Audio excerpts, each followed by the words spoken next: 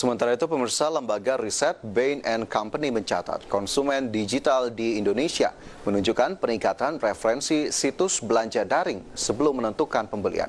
Hal ini mendorong sejumlah perusahaan dan UMKM mengubah model bisnis pemasaran ke multikanal.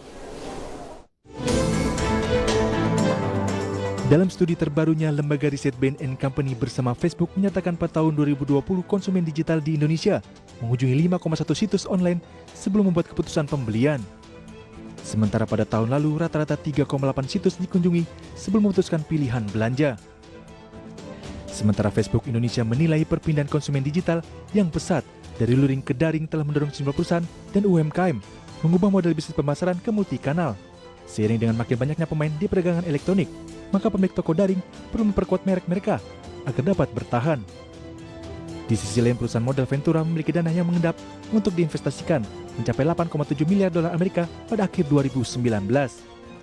Hal ini menjadi peluang bagi perusahaan rintisan teknologi di Asia Tenggara untuk mengumpulkan lebih banyak dana, bertumbuh dan bersaing dalam skala yang lebih besar.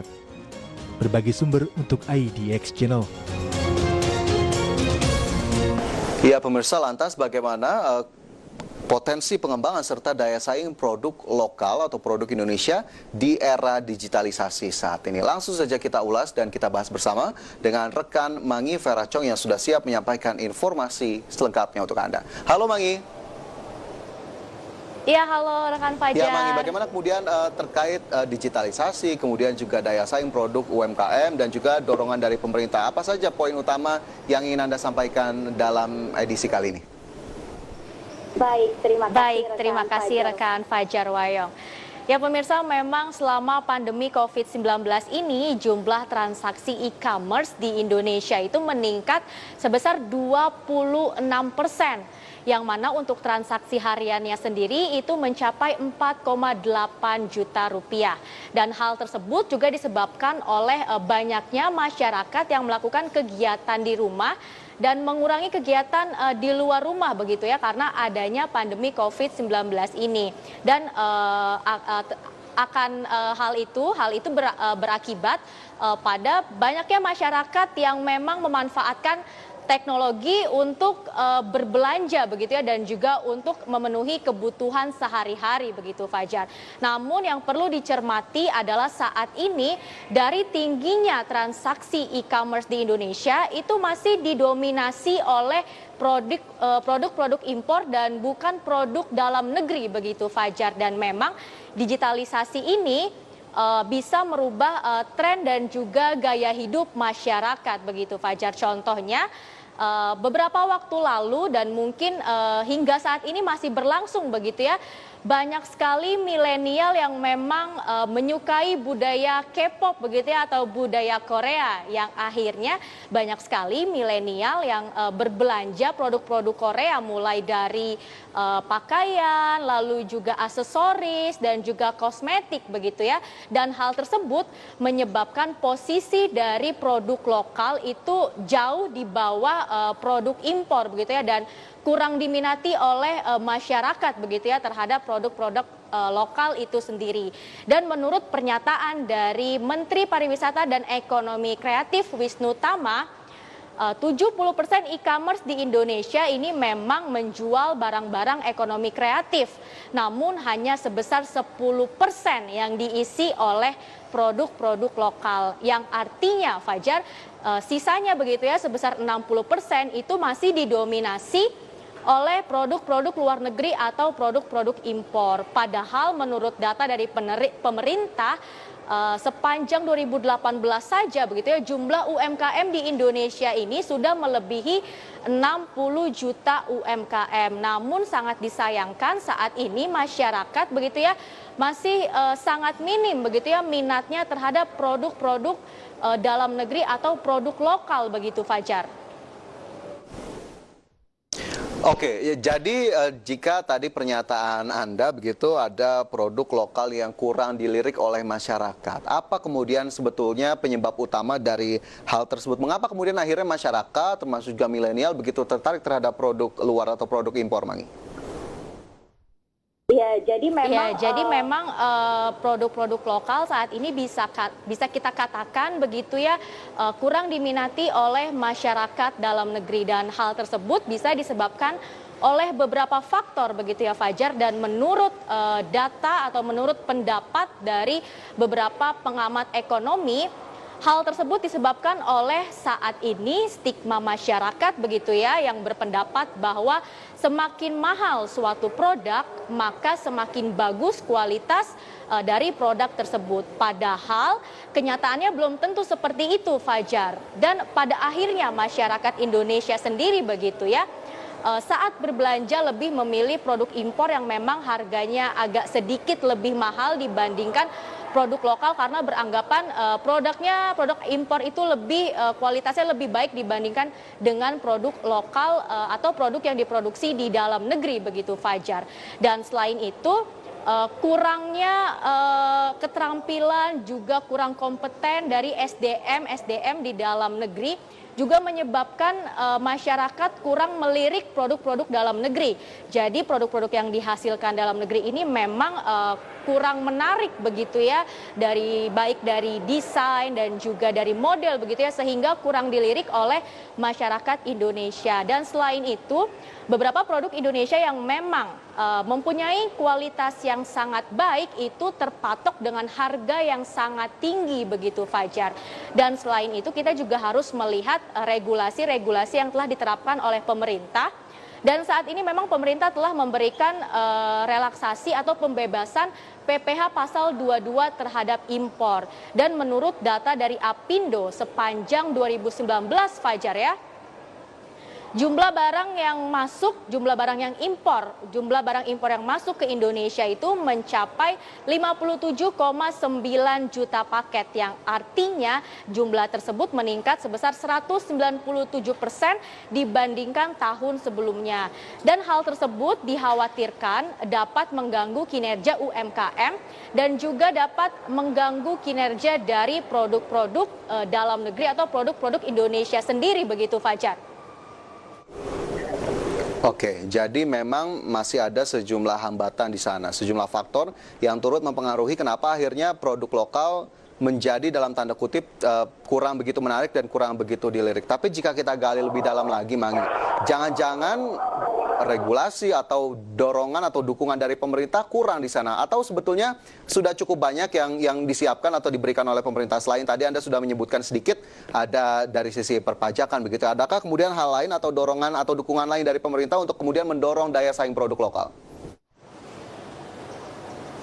Iya Fajar, memang sejauh ini pemerintah juga terus berupaya begitu ya untuk mendorong daya saing produk lokal begitu ya, salah satunya dengan menjaga eksistensi UMKM di pasar online dengan memberikan pendampingan, standarisasi dan juga perizinan, di mana saat ini pemerintah sendiri sedang menggencarkan untuk UMKM agar bisa bertransaksi atau berjualan melalui e-commerce atau berjualan secara online begitu ya, di mana sepanjang tahun 2020 ini pemerintah menargetkan sebanyak 10 juta UMKM untuk bisa masuk ke e-commerce dan agar produk-produknya bisa lebih dilihat dan diminati oleh masyarakat Indonesia.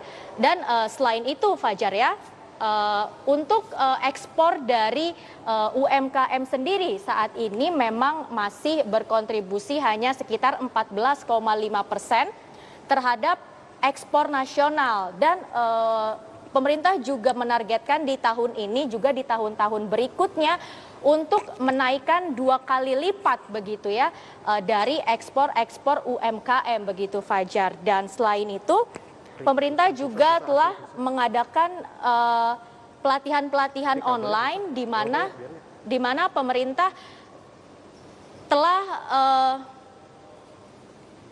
mengadakan pelatihan online untuk menaikkan SDM dari masyarakat atau SDM itu sendiri begitu ya Fajar. Contohnya di saat pandemi COVID-19 ini pemerintah maupun para UMKM juga bisa melihat peluang dengan melatih UMKM untuk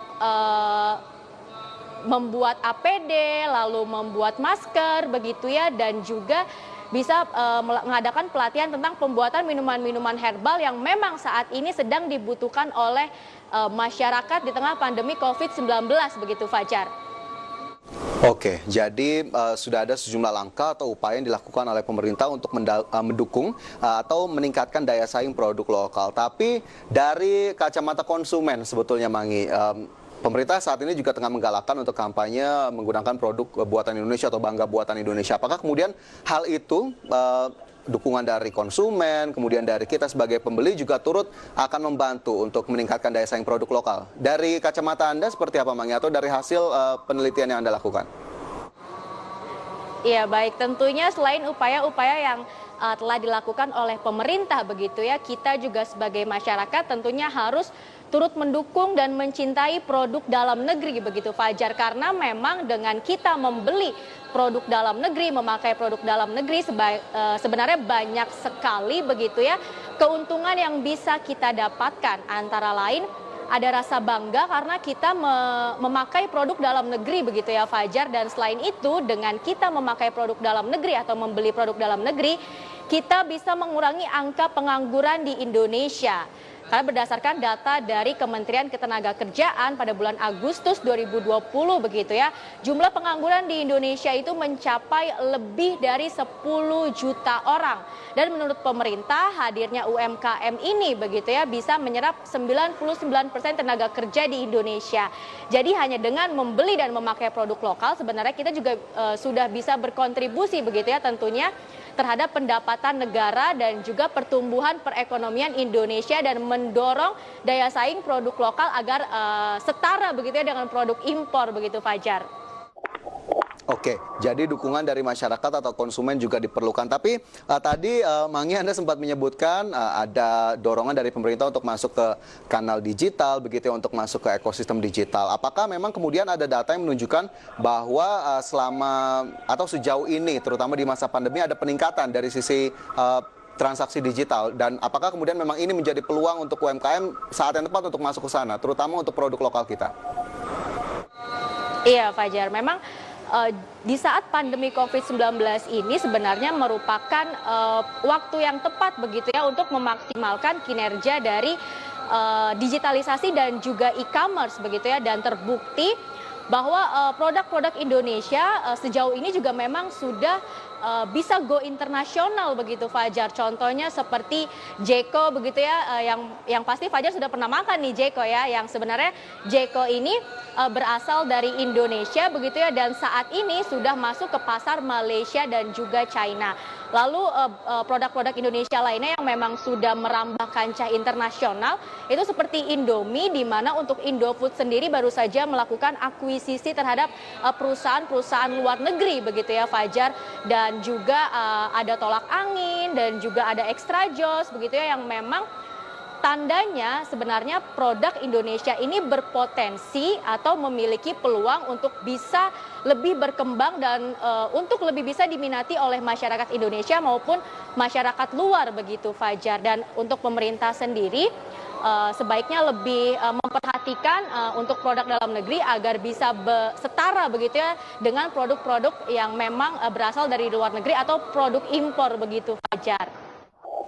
Oke, jadi memang kita sebagai konsumen juga jangan selalu memandang rendah produk buatan Indonesia karena kualitasnya tidak perlu lagi dipertanyakan. Sudah ada beberapa produk tadi yang sudah Anda sebutkan juga, Mangi, yang memang mampu bersaing di kancah global ataupun internasional. Dan tentunya kita harus terus mendukung upaya pemerintah dan juga upaya dari produsen atau pembuat produk lokal itu sendiri begitu ya, untuk tetap bisa bersaing dan tentunya bisa menjaga kelangsungan bisnis terutama di tengah kondisi saat ini. Terima kasih banyak, Mangi, atas laporan dan informasinya. Selamat bertugas kembali. Ya, pemirsa, IDX Precision Closing akan segera kembali sesaat lagi.